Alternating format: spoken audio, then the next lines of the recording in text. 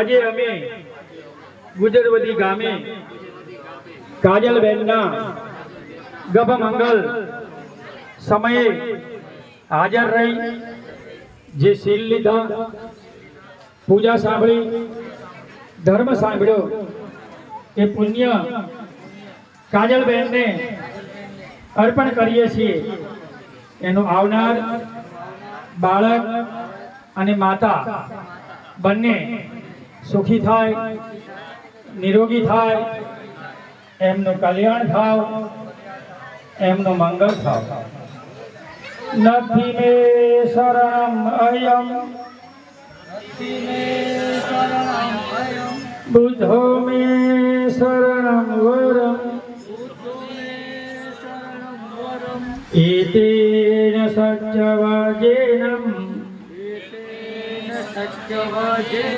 હોતુ મે જય મંગલમ। નથી મે શરણમ અયમ ધમ્મો મે શરણમ વરમ એતેન સચ્ચવજેનમ હોતુ મે જય મંગલમ। નથી મે શરણમ અયમ સંઘો મે શરણમ વરમ એતેન સચ્ચવજેનમ હોતુ મે જય મંગલમ। નમો બુધાય, નમો ધમાય, નમો સંઘાય।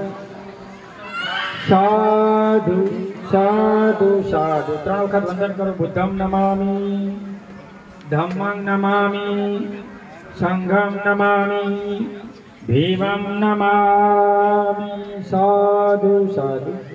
ધ્રાંગધ્રા તાલુકાના ગુજરવતી ગામે કાજલબહેનના ગર્ભમંગલ સંસ્કાર પ્રસંગે પંતે પથિક શ્રેષ્ઠી અમરબોધિ બૌદ્ધ વિહાર સુરેન્દ્રનગર તથા ચંદ્રપાલ બૌદ્ધ કરુણામૂર્તિ બૌદ્ધ વિહાર મોટા અંકેવાડિયા ના હસ્તે ગર્ભમંગલ સંસ્કાર સમારોહ યોજાયો હતો।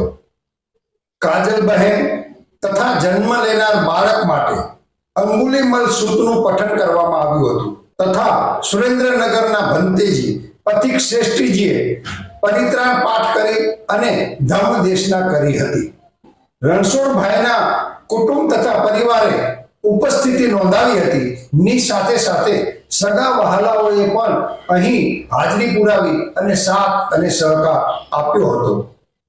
મહામાનવ બોધિસત્વ બાબા સાહેબ આંબેડકરે કહ્યું હતું कि मैं मानव सभ्यता चाहता हूं और वह मानव सभ्यता मुझे तथागत बुद्ध में दिखाई देती है। आ समारोह समापन वेळाए एक समय गुजरवती गामમાં એવું લાગી રહ્યું હતું કે આ ગામ બૌદ્ધમય બની રહ્યું છે અને હવે ટૂંક જ સમયમાં બાબા સાહેબના સપનાનું ભારત પણ બનતા વાર નહીં લાગે।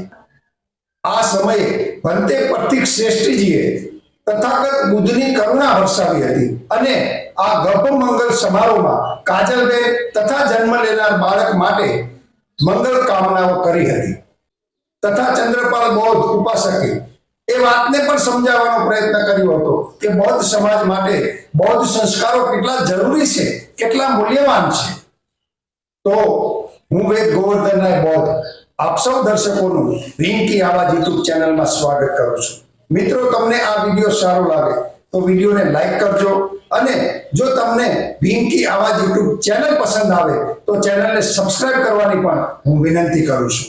હું પણ કાજલબેન તથા જન્મ લેનાર બાળકને ખૂબ ખૂબ શુભકામના પાઠવું છું।